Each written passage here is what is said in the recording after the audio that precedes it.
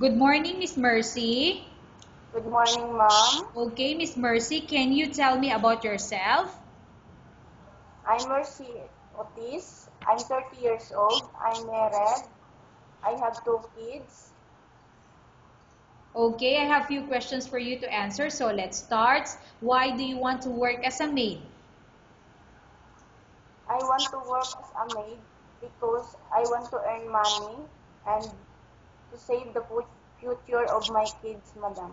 Okay, why you choose Malaysia when there is a lot of other country? I choose Malaysia because I choose Malaysia because I'm interested for their culture and very near in country, madam. Okay, how are you qualified for this job? I'm qualified because I had experience before. May I know what is your education level is? I'm a high school graduate, madam. What is your recent working experience? I'm working before in Kuwait, madam. Okay, so you work, what is your position when you work in Kuwait? I'm a domestic helper, madam. Okay, have you worked abroad before? Yes, madam. Can you please tell the place and how many years you work for? I'm working in Kuwait and 4 years. Okay, do you have experience of taking care of baby? Yes, madam. And whose baby you Because, are taking care of? because I have a baby and my madam before, Your madam, madam. sorry? Your madam's? Before, Okay, so you take care also the baby of your madam. Is that correct or not? yes, yes, madam. Okay, what about elder or older people? Do you have the experience? Not yet, but I'm willing to take care. Okay, do you have any other special skills? Yes, madam. Can you tell me what are those special skills do you have? Cooking, cleaning in the house, washing, ironing, madam. Okay, are you willing to learn new skills? Yes, madam. Are you willing to work with a family where the mother-in-law or any relatives stay together? Yes, madam. Currently, are you still working now? No, madam. Do you know how to cook? Yes, madam. What sort of food can you cook? Indian, Arabic, and Filipino food, madam.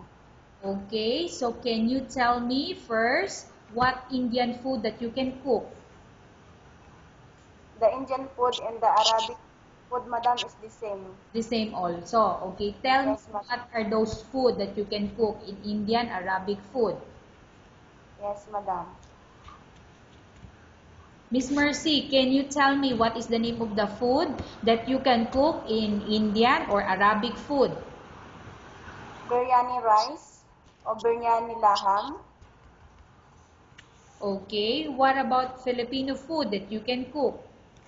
adobo. Okay, are you aware that you will have to do washing, cleaning, ironing, and cooking? Yes, madam. From all the house chores like cooking, cleaning, ironing, and washing, which do you like most? Cooking, If madam. ever you were selected to work in Malaysia, who will take care of your kids? My husband, madam. Okay, you are not allowed to use handphone during working hours. Yes, madam. You are only allowed to use handphone after you finish all the works and when going to bed. Yes, madam. You are strictly needed to surrender the handphone to your employer in the morning, and your employer will return back to you once you're going to bed. Yes, madam. If ever your employer finds out that you're abusing of using your handphone and it's affected your work performance, your employer will confiscate your handphone and you're not allowed to hold it anymore. Instead, your employer will allow you to call to your family 3 times in a month. You're only allowed to bring normal phone and you're not allowed to bring smartphone. Are you agreed for the terms and condition? Yes, madam. Are you agreed to the rules and regulation for the handphone? Yes, madam. How many years is the contract as you agreed and understand? 2 years, madam. Can you describe for me your ethics or your attitude? I'm hardworking, Okay. disciplined, and honest. madam. How can you assure to us that you will work hard in Malaysia? I'm assured, madam, to because I will obey my employers and the rules and regulation, madam.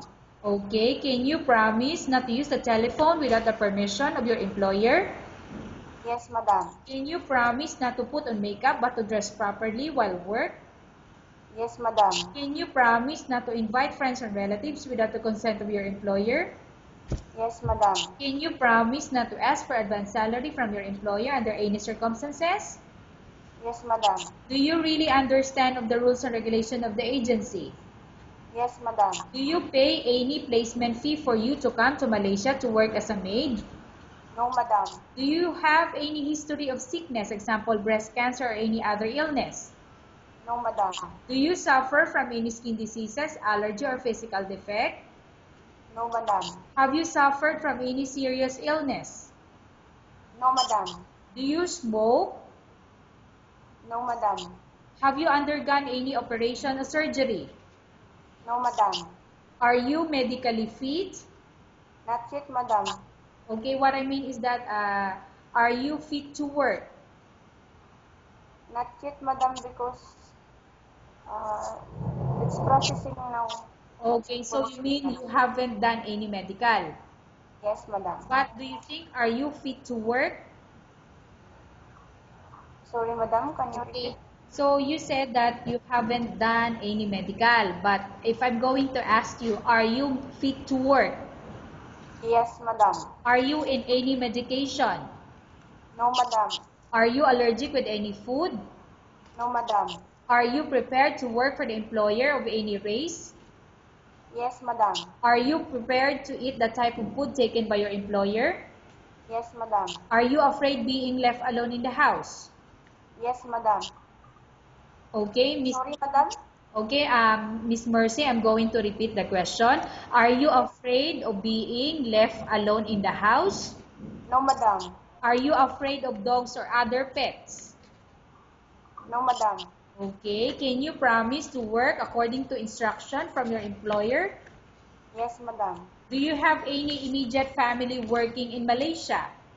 No, madam. Okay, Miss Mercy, we have finished our question section. Let's go to case study. I have a case study for you and I want you to answer me truthfully.